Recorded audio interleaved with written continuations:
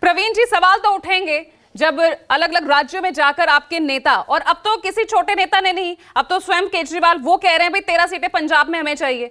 जब इस तरह की बातें होंगी पब्लिक डोमेन में तो सवाल तो उठेंगे ना, समन्वय को लेकर, सीट शेयरिंग को लेकर।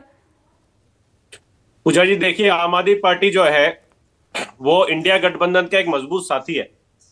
और जिस तरीके से पंजाब में मुख्यमंत्री अरविंद केजरीवाल जी ने कहा कि 13 सीटें जो है वो पंजाब के लोग जो है वो जिता के भेजें, तो इस समय आम आदमी पार्टी जो है इंडिया गठबंधन का हिस्सा है। और आम आदमी पार्टी जो भी कहेगी, जो भी मांगेगी, वो इंडिया गठबंधन के खिलाफ मांगेगी, इंडिया गठबंधन के लिए मांगेगी।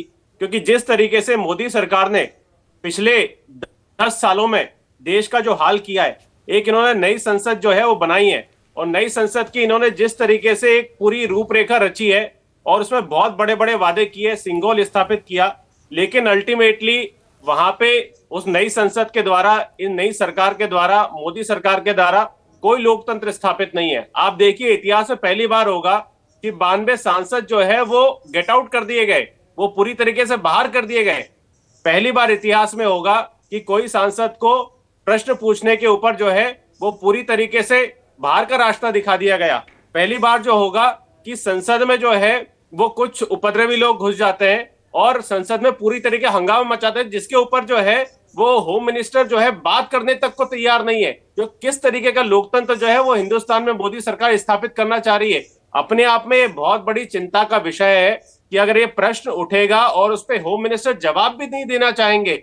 इस समय में देश में महंगाई बहुत बड़ा मुद्दा है, बेरोजगारी बहुत बड़ा मुद्दा है, जीएसटी जिस तरीके से लगातार लगाई जा रही है और बढ़ाई जा रही है बहुत बड़ा मुद्दा है, लेकिन उस पर पूरी तरीके से सरकार चुप है, उस पर ये लोग कोई जवाब नहीं देते। तो सवाल तो उठेंगे पूजा जी, और सवाल जो है वो पूछना जो है विपक्ष का काम होता है। अगर विपक्ष सवाल पूछेगा तो ये विपक्ष को जो है उठा के बाहर कर दिया जाएगा। ये ना मणिपुर पे संसद में जवाब देने को तैयार होते हैं, ना संसद पे जो इस तरीके की अभी सुरक्षा में चूक हुई है उस पर जवाब देने को तैयार होते हैं। तो विपक्ष को देश ने जिम्मेदारी दी है कि वो से सवाल पूछे और उन्हें जवाब देना पड़ेगा। उस जिम्मेदारी को ही निभाने के लिए विपक्षी गठबंधन एकजुट हुआ है ना, यही दिखाने के लिए तो एकजुट हुए हैं आप लोग। लेकिन ये मजबूत कैसे होगा गठबंधन, ये सवाल है। और जब सीट शेयरिंग की बात आती है तो इसी मजबूती पर सवाल खड़े हो जाते हैं।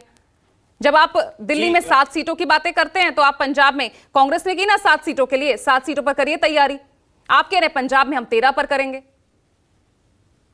पूजा जी देखिए, इस गठबंधन से सबसे ज्यादा कोई घबराई हुआ है तो भारतीय जनता पार्टी घबराई हुई है, क्योंकि उनको साफ तरीके से पता है कि ये अगर विपक्षी पार्टियां मिलकर अगर चुनाव लड़ ली तो भारतीय जनता पार्टी की सीधी सीधी तरीके से उनकी सीटें जो है वो बुरी स्थिति में आने वाली है। क्योंकि आप पिछले चुनाव नहीं, का ये समन्वय कैसे बैठाएंगे? कुछ तो रणनीति बन रही होगी ना, क्या रेशो रहेगा?